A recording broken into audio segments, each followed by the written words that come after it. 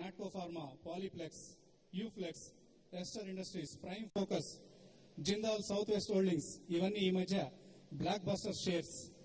ఇటువంటి స్టాక్స్ లో మూవ్మెంట్స్ ని టీవీ5 బిజినెస్ లంచ్ కార్యక్రమంలో ఇన్వెస్టర్స్ కు ఎప్పటికప్పుడు జస్ట్ 1 month ముందు 2 months ముందు అలర్ట్ చేసి రికమెండ్ చేసిన ఘనత శ్రీ డి ప్రసాద్ గారికి దక్కుతుంది. సో చాలా లోవర్ లెవెల్స్ లో స్టాక్స్ సజెస్ట్ చేయడం, పిక్ చేయడం ఆయన స్పెషాలిటీగా మనం చెప్పుకోవచ్చు. So we are all fortunate that he's participating in this investor summit for the first time. మనం 9 to 3:30 టీవీ ముందు కూర్చుని సంహౌ మనం బిగ్ పిక్చర్ ఎప్పుడు మిస్ చేసేస్తాం. నెక్స్ట్ 5 minutes లో ఏంటవుతుందో, నెక్స్ట్ 1 day లో ఏంటవుతుందో, నెక్స్ట్ 1 week లో ఏంటవుతుందో, రాత్రి డౌ జోన్స్ ఏంటవుతుంది, నాస్డాక్ ఎలా ఓపెన్ అయింది, ఫుట్సీ ఎలా ఓపెన్ అయింది, అవన్నీ చూసుకుంటూ ఉంటాం. కానీ ఇండియాలో ఏ ఆపర్చునిటీస్ కనబడుతున్నాయి అవి మనం మర్చిపోతున్నాం. Actually stock market is not a place for trading games. Stock market actually wealth creation opportunities ఇస్తాయి. ఇప్పుడు big wealth creation opportunities Indian stock market లో లాస్ట్ 8 years లో వచ్చినవి. I think very few traders have participated in it. If you have investor mindset ఉంచుకోవాలి, 2 mind sets ఉండాలి. Actually నా ఉద్దేశం you should play T20 game కూడా ఆడాలి, 5-day match కూడా ఆడాలి, 2 ఆడుకోవాలి. ఉత్తి T20 లాగా షార్ట్ టర్మ్ ట్రేడింగ్ పెట్టుకుంటే I think wealth creation opportunities are impossible. Because snake and ladder game లాగా మీద వెళ్ళి ఎప్పుడు కింద వచ్చేస్తూ ఉంటారు. సో మీరు లాస్ట్ 5 years మీ క్యాపిటల్ ని ఇవాళ కంపేర్ చేసుకుంటే మీరు ఆనెస్ట్లీ మీకు మిర్రర్ గా మీకు తెలుస్తుంది మీరు ఎంత డబ్బులు సంపాదించారో, ఎంత పోగొట్టుకున్నారు. And stock market is exactly a mirror. మిమ్మల్ని ఫూల్ చేసుకోలేరు. Whether you are successful or failure clear గా బ్లాక్ అండ్ వైట్ లో చెప్తుంది, గ్రేలో చెప్పదు. మీరు డబ్బులు సంపాదించారా, సంపాదించలేదా, మీరు సక్సెసా ఫెయిలియరా, వెరీ క్లియర్ గా చెప్పిన ఒకే ఒక ప్లేస్ స్టాక్ మార్కెట్. మిగతా వాటిల్లో ఎప్పుడు ఎక్స్క్యూజెస్, ఎక్స్ప్లెనేషన్స్ ఉంటాయి. కానీ స్టాక్ మార్కెట్ లో ఓన్లీ ఒకే ఒక బాటమ్ లైన్, మీరు డబ్బులు సంపాదించారా, డబ్బులు సంపాదించలేదా. ఇండియా ఇస్ బేసిక్లీ మన హై గ్రోత్ ట్రాజెక్టరీలో ఉన్నాం.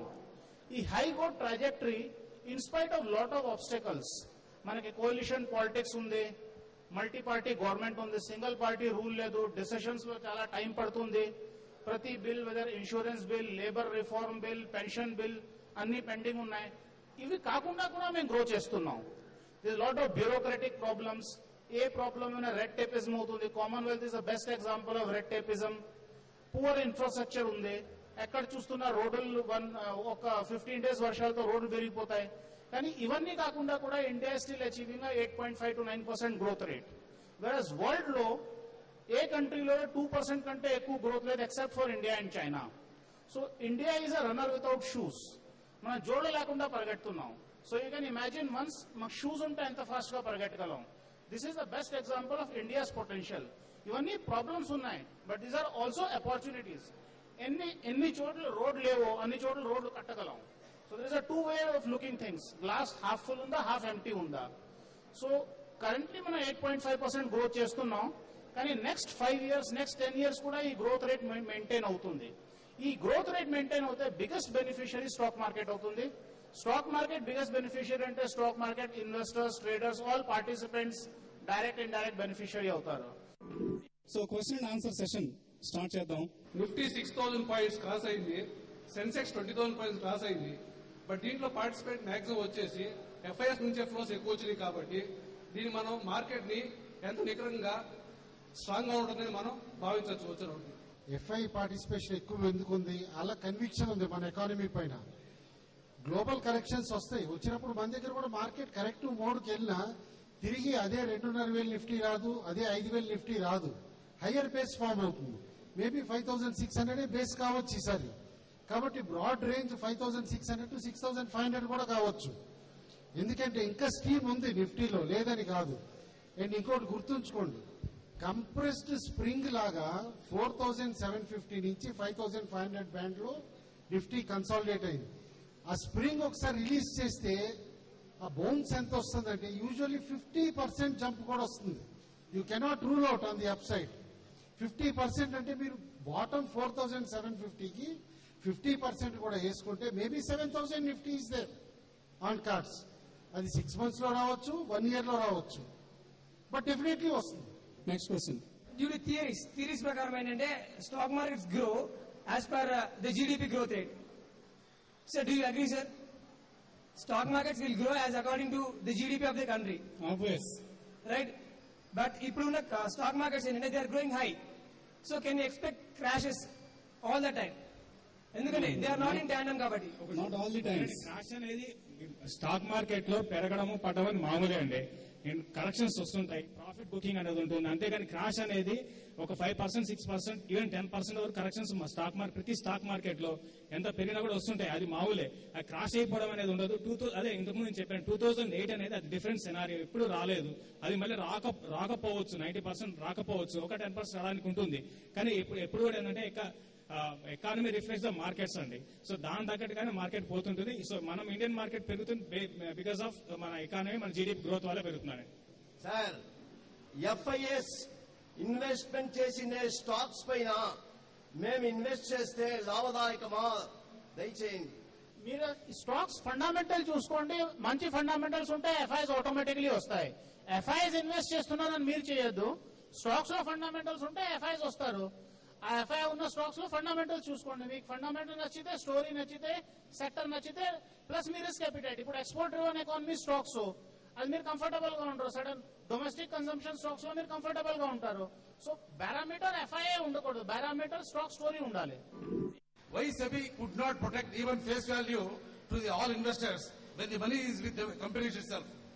That is my question, sir. చాలా మంది దగ్గర మినిమం 15-20 పేపర్ స్లిప్స్ ఉన్నాయి సార్. ఎందుకంటే డిమాట్ చేసే స్కోప్ లేదు. ఈవెన్ ఫస్ట్ లో కూడా అది కోట్ కాలేదు. Within 6 months they are given rights also.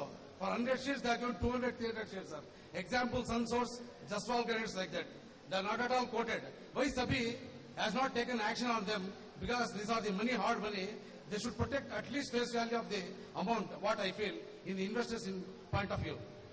లేదండి, అది technique which was used by companies earlier days లోనమాట. యాక్చువల్లీ ఐపీఓ వచ్చిన తర్వాత 1 year వరకు యూ కెనాట్ గివ్ రైట్స్. అయితే కంపెనీస్ అనౌన్స్మెంట్ చేసేవి, మీకు రైట్స్ ఫామ్ వచ్చేది మాత్రం 1 year తర్వాత వచ్చేది. 1 year from the IPO date అనమాట. కాబట్టి క్లియర్లీ అక్కడ మీరు ఏదైతే కనుక కంపెనీ జస్వాల్ రెడెట్ ఇలాంటి కంపెనీస్ అన్నారో, at that time they use the loop whole. Now the rule is with in 1 year they cannot even announce the rights. అంటే మీరు ఫ్యూచర్ లో రైట్స్ ఇష్యూ చేద్దాం అనుకున్న after 2 years you cannot announce today saying that I'm planning for rights issue or fund raising exercise after 12 months కానీ after 14 months కానీ. పాత రోజుల్లో ఈ కన్స్టెంట్ ఉండేది కాదు.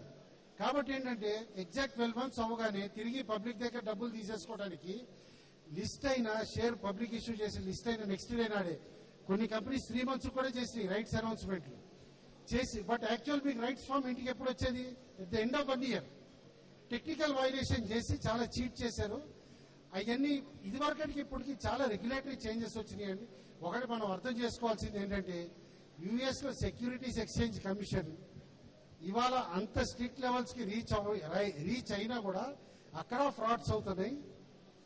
మన లెవెల్లో కాకపోయినా వేరే విధంగా మన దగ్గర కూడా సేబీ ఓవర్ ఎ పీరియడ్ ఇవాల్వ్ అవుతుంది.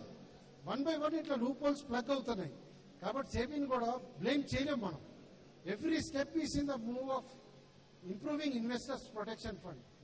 ఫైనల్ గా నరేంద్రనాథ్ గారు మా host vote of thanks propose చేస్తారు.